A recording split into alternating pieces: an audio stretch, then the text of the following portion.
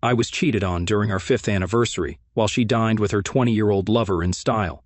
5 years. 5 long years of giving everything I had, my time, my loyalty, my heart, to a woman who didn't deserve a single second of it. I stood there in our living room, staring at the table I'd set up for our anniversary dinner. The candles were ready to be lit, the steak was marinating in the kitchen, and I'd even picked up that fancy wine she always said she loved. I wanted tonight to be perfect for Camille, to remind her of what we'd built together. But as the clock ticked past 8, my phone buzzed with her text, "Stuck at work. I'll make it up to you, I promise." I read it over and over, my thumb hovering above the screen. Work? On a Friday night? On our 5th anniversary? It didn't add up. Something twisted in my gut, a feeling I'd been ignoring for months. I didn't want to believe it, but I'd heard the whispers, seen the late nights she couldn't explain. So I grabbed my keys, drove to her office, and found the parking lot empty. No lights, no cars, no Camille. That's when I knew. She wasn't stuck at work. She was out with him. Some kid, barely old enough to drink, probably sitting across from her at some overpriced French restaurant, laughing over candlelight while I stood here like a fool. I could picture it, her tossing her hair back, sipping wine I paid for, thinking she'd gotten away with it. My chest burned, but I didn't call her. I didn't scream or curse. Instead, I typed back 2 words, "No worry." Then I turned off my phone, went upstairs and started packing. Not just a suitcase. Everything. My clothes, my books, my favorite coffee mug. I loaded it all into my truck and drove to the mansion I'd kept secret from her, the one I'd bought last year when I first suspected she was slipping away. It wasn't just a house. It was my escape plan. As I pulled into the driveway, the weight of those 5 years started lifting off my shoulders. She thought she could play me, celebrate her little affair while I waited at home like some loyal dog, but she didn't know me at all. I unlocked the mansion door, stepped inside, and let the silence wrap around me. The place was huge, marble floors, high ceilings, a view of the city lights twinkling below. I dropped my bags in the foyer and walked to the bar, pouring myself a whiskey. The first sip burned, but it steadied me. I wasn't the one who should be worried tonight. Camille had no idea what was coming. She thought she had me wrapped around her finger, that I'd forgive her lies like I always did. Not this time. I set the glass down and looked out the window, the city sprawling beneath me. 5 years of sacrifices, and for what? For her to throw it away on some kid who couldn't even spell commitment. I wasn't going to let her win. I'd spent too long building my life, my business, my world, to let her drag me down with her cheap games. That night, while she was out giggling with her lover, I made a promise to myself she'd regret this. Not because I'd yell or fight or beg her to come back. No, that wasn't my style. She'd regret it because I was done playing her fool. I took another sip of whiskey, feeling the warmth spread through me. The mansion felt alive, like it was welcoming me to a new chapter. I walked upstairs, found the master bedroom, and threw myself onto the bed. It was bigger than the one we'd shared, and it was mine alone. No more waiting up for her, no more excuses. I closed my eyes, letting the quiet settle in. Tomorrow she'd come home to an empty house and realize what she'd lost. But tonight, I was free. And that freedom tasted better than any anniversary dinner ever could. The morning sun streamed through the mansion's tall windows, painting the marble floors with streaks of gold. I woke up in that big bed, alone, and for the first time in years it didn't feel wrong. I stretched, my muscles stiff from hauling boxes last night, and checked my phone. It was off, had been since I sent that no-worry text to Camille. I powered it on and the screen lit up with notifications, missed calls, voicemails, texts, all from her. I didn't read them yet. I just sat there staring at the blinking alerts, knowing she'd come home to an empty house and lost her mind. Good, let her stew in it. I got up, made coffee in the gleaming kitchen, and leaned against the counter, sipping it black. The bitterness matched my mood. 5 years of marriage, and she thought she could sneak around, lie to my face, and I'd just take it. Not anymore. I opened her texts finally, scrolling through the mess of excuses and panic. "Where are you? Why aren't you answering? I got home, and your stuff is gone. What's going on?" I smirked. She sounded desperate, like a kid caught with her hand in the cookie jar. She probably thought I'd stormed off in a huff, that I'd come crawling back after a night to cool off. She didn't know I was already 10 steps ahead. I set the phone down and walked to the closet I'd started filling last night. My suits hung neatly, my watches lined up on the shelf, everything I needed to keep going. Camille didn't get it yet, but she wasn't just losing me. She was losing everything I'd given her, the house, the money, the life she loved showing off to her friends. It was all tied to me, and I was cutting the strings. Around noon, my assistant called. "She's here," he said, his voice low. "Stormed into the office, yelling about where you are. Security had to escort her out." I chuckled, picturing her in that tight skirt she always wore, stomping through my company like she owned the place. "Let her yell," I told him. "I'm not there." I hung up and poured another coffee. I wasn't at the office because I didn't need to be. I'd been planning this for months, quietly shifting things around, making sure I could walk away clean. She thought she could have her little fling and still keep me as her safety net, the guy who paid the bills while she played house with some punk. She was wrong. I headed to my home office, a room with dark wood walls and a desk bigger than our old dining table. I fired up my laptop and checked the accounts. The joint ones were already drained. Money moved to my private accounts weeks ago. The house she slept in last night? Title in my name only, thanks to some paperwork she never bothered to read. I'd been careful, methodical, waiting for the right moment. Last night was it. Her anniversary work excuse was the final straw, and now she was scrambling. I leaned back in my chair, the leather creaking under me. Her panic was delicious, like a reward for all the nights I'd lain awake, wondering if I was crazy to suspect her. I wasn't crazy. I was right, and now she'd feel it. I didn't answer her texts or calls. Let her think I was gone. Let her imagination run wild. She'd probably try the office again, maybe drive to my parents' place or call my friends. She'd find nothing. I was a ghost to her now, and that was the plan. I stood up, walked to the window, and looked out at the sprawling lawn. This mansion was my fortress, my fresh start. Camille thought she could keep me on a leash, but I'd slipped it months ago. I'd spent too long building my life, my company, my wealth, to let her tear it down with her lies. The phone buzzed again, another text. Please, just talk to me. I didn't reply. I didn't need to. She'd figure it out soon enough when the credit card stopped working and the locks on her house changed. I smiled, sipping my coffee. The storm was just beginning, and I was ready to watch it hit her full force. I sat in my office at the mansion, the late afternoon light filtering through the blinds, casting long shadows across the desk. Camille's affair wasn't some big shock that hit me last night. It had been gnawing at me for 6 months. 6 months of knowing, watching, waiting. I'd first caught wind of it when she started coming home later, her excuses flimsier each time. Client dinner, she'd say, or traffic was bad. But her perfume smelled different, sharper, like she'd layered it on to cover something, or someone. Then there were the phone calls she'd take in the other room, her voice dropping to a whisper. I'm not stupid. I knew something was off, but I didn't confront her. Not yet. I wanted proof, and I wanted a plan. So I hired a guy, a private investigator named Tony, to follow her quietly. No fuss. He tailed her for weeks, snapping photos, tracking her moves. The first time I saw the pictures, my stomach twisted. There she was, my wife, laughing outside some cafe with this kid Jeremy, barely 20, all smirks and cheap swagger, like he thought he'd won the lottery by stealing a rich man's wife. Camille looked at him like he was her whole world, her hand brushing his arm. I stared at those photos for hours, the anger building slow and steady, but I didn't explode. I stayed calm, kept my head. Jeremy thought he was untouchable, some hotshot playing a game he didn't understand. Camille thought she was slick, sneaking around like I'd never notice. They were wrong. I'd been playing my own game, and now it was time to move the pieces. Over those 6 months, I'd been busy. I met with my accountant, a sharp guy named Greg, and we started shifting things. Joint accounts? I drained them bit by bit, moving the cash to accounts she didn't know about. The properties? I'd always kept most in my name, but the house she loved so much, our marital home, I made sure the title was mine alone. She'd signed papers years ago without reading them, too busy dreaming of her perfect life to care. I liquidated stocks, sold off a few small investments, all under the radar. By the time our anniversary rolled around, I was ready to walk away with everything that mattered. That morning, after she'd stormed my company looking for me, I got a text from Tony. She's freaking out. Tried her card at a spa. Declined. I laughed out loud, picturing her standing there, face red, fumbling with that shiny black credit card she loved flashing around. She'd probably called the bank already, yelling about some mistake. There was no mistake. I'd frozen the accounts she still had access to, cut her off clean. Reality was hitting her now, and I could almost taste her confusion. I leaned back in my chair, spinning a pen between my fingers. She thought she could keep her little side game going forever. Jeremy on one hand, me footing the bill on the other. But I wasn't her ATM anymore. I stood up, walked to the safe in the corner, and pulled out a folder. Inside were the photos, the bank statements, the property deeds, everything I'd need when she came at me.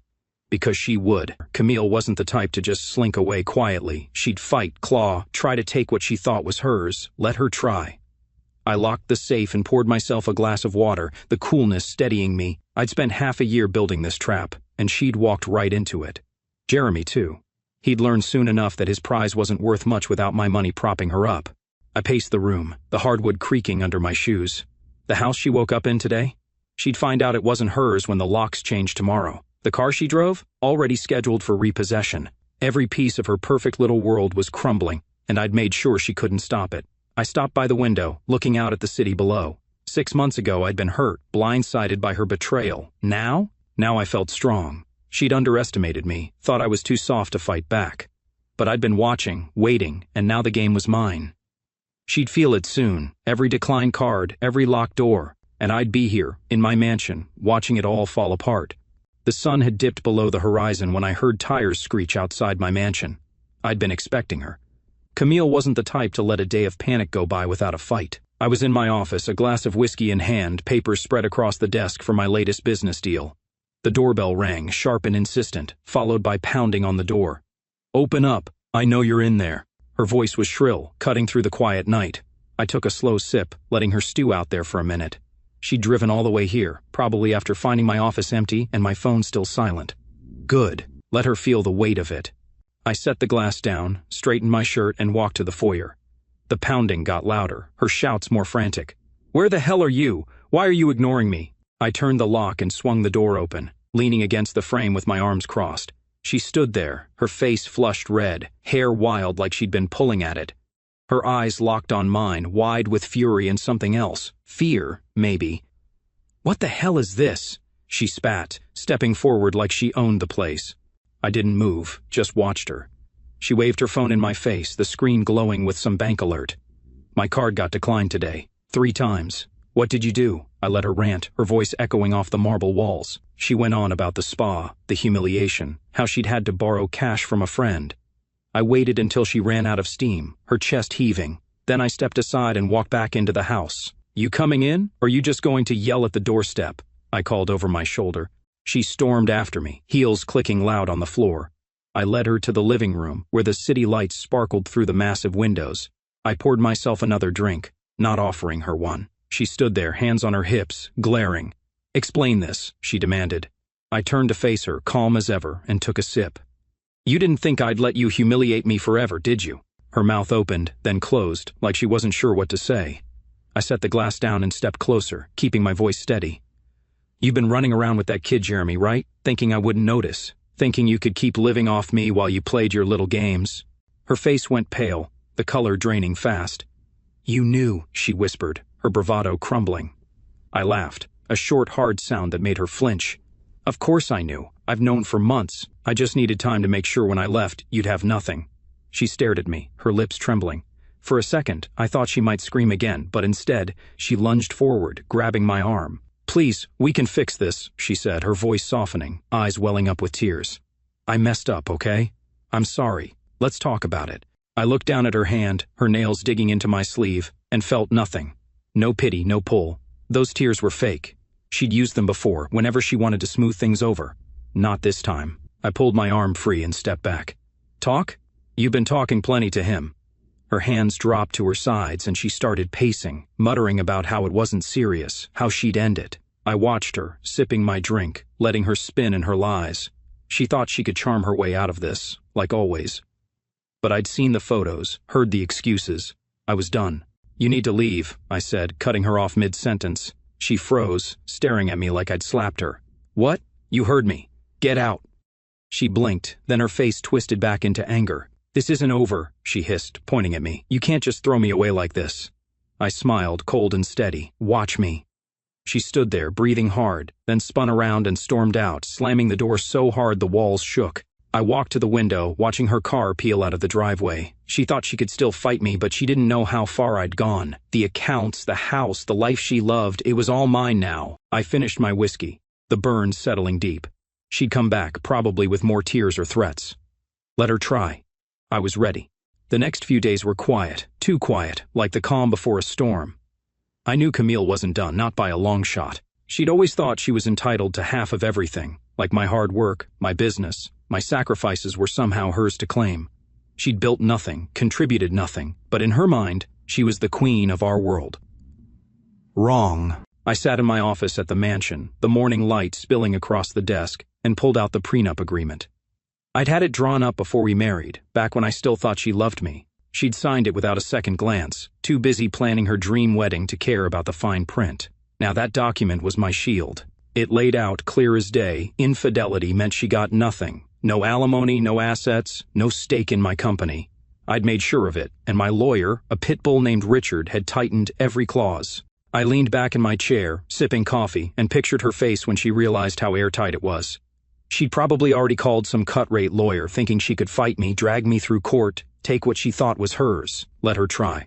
The mansion she once called home, not hers. Title in my name, always had been. The company she loved bragging about, saying she supported me through the early years, mine alone, built on my sweat and sleepless nights. The car she drove around like a trophy, that shiny red convertible, repossessed yesterday, towed right out of the driveway while she screamed at the tow truck driver. I'd seen the video, my security guy sent it to me. Her perfect life was collapsing, piece by piece, and watching it happen was more satisfying than I'd ever imagined.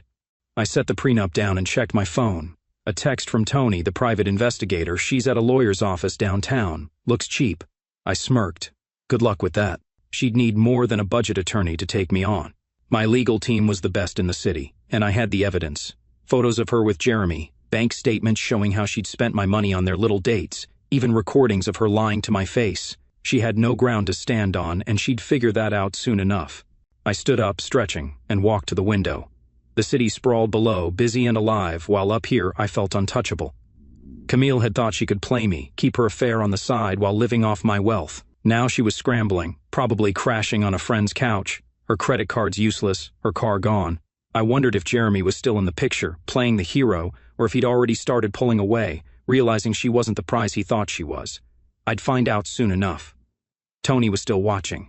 My phone buzzed again, this time a call from Richard. "She's making noise," he said, his voice gruff. Her lawyer sent a letter, claiming emotional distress, trying to push for a settlement. "It's garbage, but I wanted you to know." I laughed, the sound echoing off the wood-paneled walls. "Let her push. She's got nothing." "Exactly," Richard said. "I'll bury them in paperwork if they try anything. Just keep doing what you're doing. Stay clean. Stay quiet." I hung up, feeling lighter than I had in months. Camille's fall wasn't just about the money or the house. It was about watching her realize she'd lost everything she thought she controlled. She'd spent years acting like she was the star of our marriage, like I was just the supporting actor there to fund her spotlight. Now the curtain was down, and she was alone on an empty stage. I walked downstairs, the mansion's silence wrapping around me like a blanket. It was strange living here alone after years of sharing a house with her, but it felt right. No more waiting up for her excuses, no more pretending everything was fine.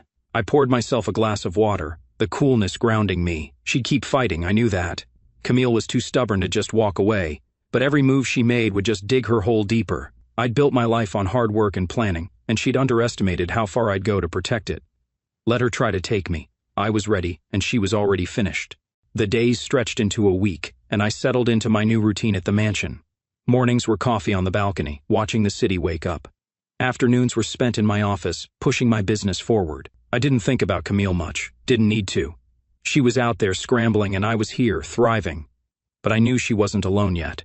Jeremy, that punk kid she'd thrown our marriage away for, was still hanging around. Tony, my investigator, kept me updated. "He's playing the hero," Tony texted one morning. Picked her up from a friend's place, took her to his apartment. I smirked, leaning back in my chair. Let him try. I'd seen Jeremy's type before, young, cocky, thinking he'd hit the jackpot with an older woman who dripped money and glamour. Except now, Camille didn't have any of that. No cash, no car, no fancy house. She was broke, and I wondered how long it would take him to figure it out. I set my phone down and walked to the kitchen, grabbing an apple from the counter. The mansion felt alive, every room mine to fill however I wanted. No more of her clutter, those ridiculous throw pillows she insisted on, or the perfume bottles littering the bathroom. It was just me now, and I liked it that way. I took a bite of the apple, the crispness sharp against my tongue, and thought about Jeremy. He probably thought he could swoop in, be her knight in shining armor, promise her the world. But the world she wanted, designer bags, 5-star dinners, trips to Paris, was gone. I made sure of that. The joint accounts were empty, the credit cards cut off, and the house she'd crashed in after I left? Locks changed 2 days ago. She was a liability now, not a prize, and I bet Jeremy didn't see it yet. Tony sent another update that afternoon. They're arguing outside his place. She's yelling about money. I laughed out loud, picturing it. Camille, arms flailing, probably demanding he pay for something, lunch, a cab, anything, while he stood there confused. He was just a kid, probably scraping by on some part-time job, thinking her charm was enough. But charm doesn't pay bills, and she didn't have me to lean on anymore. I walked to my office, the hardwood cool under my feet, and pulled up the latest bank statements on my laptop. My accounts were flush, years of work, now all mine. She'd spent so much time flaunting my money, acting like it was hers, and now she had nothing. I closed the laptop and leaned back, staring at the ceiling. Jeremy wouldn't stick around long. He'd promised her a fresh start, maybe even told her he'd take care of her. But promises are cheap when you're 20 and broke. I'd give it a week, maybe 2, before he bailed. That night, I poured myself a whiskey and sat by the window, the city lights twinkling below. Tony's next text came around midnight. He dumped her, dropped her off at a motel, drove away fast. I grinned, sipping my drink. 2 weeks, faster than I'd thought. I could see it, clear as day, Camille begging him to stay, promising it'd get better, while he realized she was a sinking ship. He'd wanted the fantasy, her long legs, her confidence, the thrill of stealing her from me. But without my money, she was just a woman with nothing to offer him. I set the glass down and stretched, feeling the tension ease out of my shoulders. Jeremy turning on her was the cherry on top. She'd thrown away 5 years of marriage for a kid who didn't even stick around when the going got tough. I stood up, walking to the balcony, the night air cool against my skin. She was alone now, probably crying in some cheap motel room, wondering how it all fell apart. I didn't feel sorry for her, not even a little. She'd made her choice, and now she was living with it. I leaned on the railing, the city humming below me. Jeremy was out of the picture, and Camille was on her own. Good. Let her figure out how to survive without me. I'd built my life back up, and she wasn't part of it anymore. The news hit like wildfire, spreading faster than I could have planned. I woke up that morning to my phone buzzing nonstop, texts from old friends, colleagues, even my barber. You see this? One read. Camille's done, said another. I brewed my coffee, the rich smell filling the mansion's kitchen, and scrolled through the messages. Someone had leaked it. Maybe Tony, maybe a friend who'd heard her sob story and couldn't resist gossiping. By noon, everyone knew Camille had been left with nothing. No house, no car, no money. The woman who'd strutted through our social circle like she owned it was now a punchline. I leaned against the counter, sipping my coffee, and felt a slow grin spread across my face. Public humiliation wasn't something I'd set out to do. It just happened, a bonus I didn't expect. But damn, it felt good. I walked to my office, the hardwood creaking under my shoes, and fired up my laptop. A quick search confirmed it, whispers on social media, a few blurry photos of her yelling at the tow truck guy, even a post from one of her so-called friends saying, "Guess karma caught up." Her glamorous image, the one she'd spent years polishing, was shattered.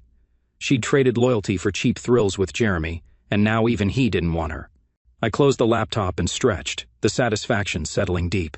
She'd always cared about what people thought, always needed to be the center of attention. Now she was, but not the way she wanted. I spent the day working, calls with clients, emails about a new deal, business as usual.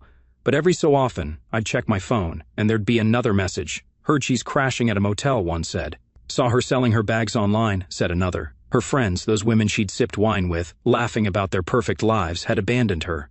No one wanted to be tied to the mess she'd become. That night, I was on the balcony, a beer in hand, when my phone rang. Her name flashed on the screen. I stared at it, letting it ring, the sound sharp against the quiet city hum. She hadn't called in days, not since she stormed out of here. I almost didn't answer, but curiosity got me. I picked up, staying silent. Hello? Her voice was shaky, raw. Please, just listen. I didn't say a word, just held the phone, letting her spill. I know I screwed up, she went on, words tumbling out fast. I'm sorry, okay? I ended it with him. He's gone. I need you. We can fix this.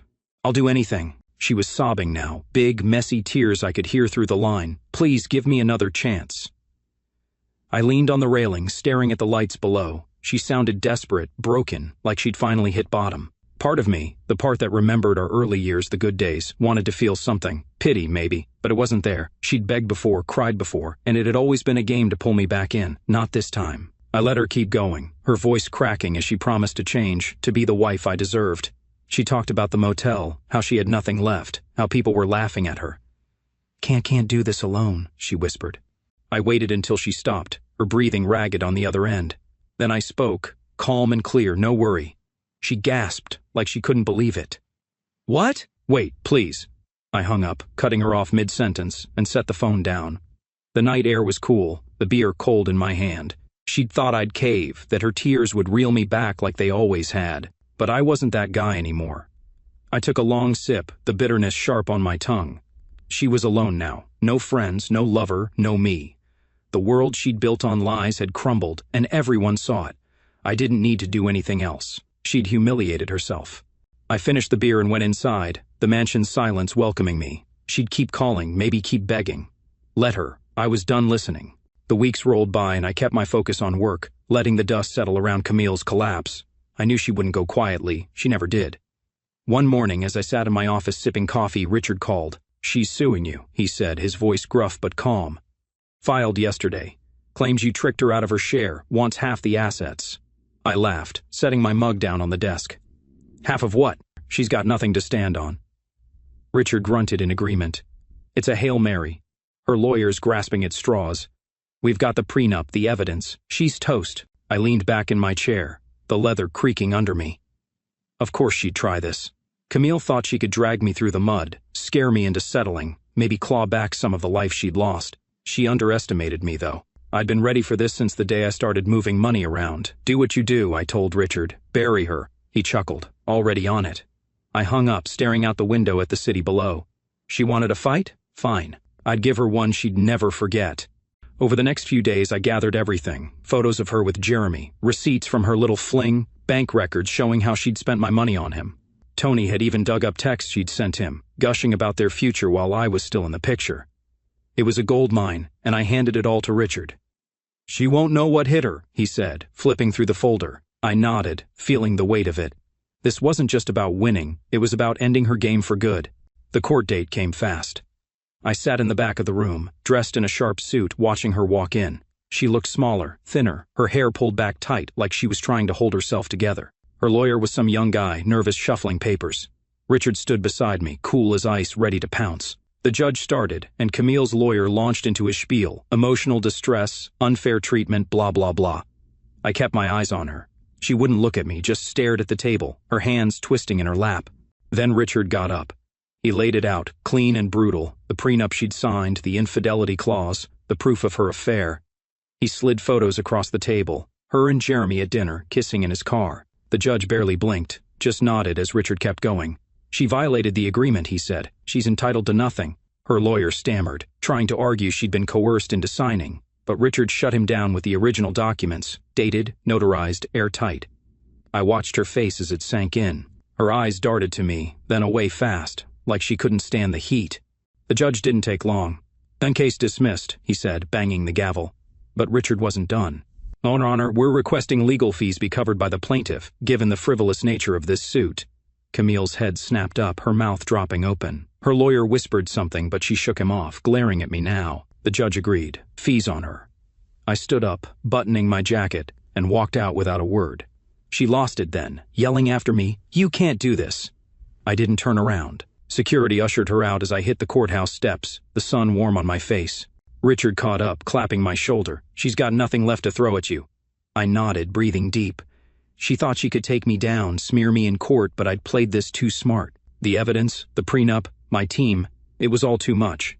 Now she wasn't just broke, she owed me money. I drove back to the mansion, the city blurring past. She'd gambled and lost, and I'd made sure it cost her. That night, I poured a whiskey and sat by the window, the lights twinkling below. The final blow wasn't just winning, it was watching her realize she'd never beat me. She was stuck now, no cash, no leverage, just regret. I sipped my drink, the burn steadying me.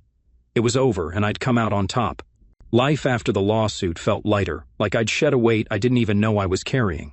I threw myself into work, pushing my company harder than ever. New deals, new clients, new cities. The mansion became my base, a place where I could breathe, think, build. Camille was gone from my mind most days, just a shadow that popped up now and then when someone mentioned her name. I didn't need to check on her anymore. Tony stopped tailing her after the court loss, and I told him to let it go. She wasn't my problem now. I traveled a lot that spring, flying to meetings in London, then Tokyo, then back stateside for a big investor event in New York. It was there, at a sleek hotel ballroom packed with suits and champagne, that I saw her again. I was mid-conversation with a guy from a tech firm, laughing about some market trend, when I caught a glimpse of her across the room. Camille. She wasn't a guest, though. No designer dress, no glass of bubbly in her hand. She was in a plain black skirt and white blouse, carrying a tray of coffee cups, weaving through the crowd like a ghost. My laugh faded, and the tech guy noticed, following my gaze. "You know her?" he asked. I shrugged, keeping it casual. Used to. He didn't push, and I turned back to him, picking up the conversation, but my eyes kept drifting to her. She looked tired, her hair pulled back in a tight bun, her movements quick but stiff, like she was trying not to be seen. She wasn't the Camille I'd known, the one who'd command a room, all confidence and charm. This was someone else, someone smaller. I watched her set the tray down at a table of investors, guys I recognized, men who'd once toasted her as my wife at dinners like this. Now they barely glanced at her, just grabbed their coffees and kept talking. She straightened up, smoothing her skirt, and then she saw me. Our eyes met across the room, and for a second everything stopped. Her face froze, lips parting like she might say something, but she didn't. I held her stare, my expression blank, giving her nothing. She looked away first, turning fast, disappearing into the crowd. I took a sip of my drink, the ice clinking in the glass, and felt nothing. No anger, no smugness, just a quiet calm. The tech guy was still chatting, oblivious, and I nodded along, letting the moment pass. She was working here, fetching coffee for people who used to envy her. How the hell did she end up like this? Part of me wanted to know. Had she burned through her friends' couches, sold off the last of her jewelry, taken whatever job she could scrape up? But I didn't care enough to dig. She'd made her choices, and this was where they'd landed her. I finished my drink and excused myself, heading to the bar for another. The event buzzed around me, laughter, deals being made, the clink of glasses. I leaned on the counter, waiting for my whiskey. When? Concurrent, I saw her again, this time near the service door. She was stacking empty trays, her shoulders slumped, her hands moving slowly.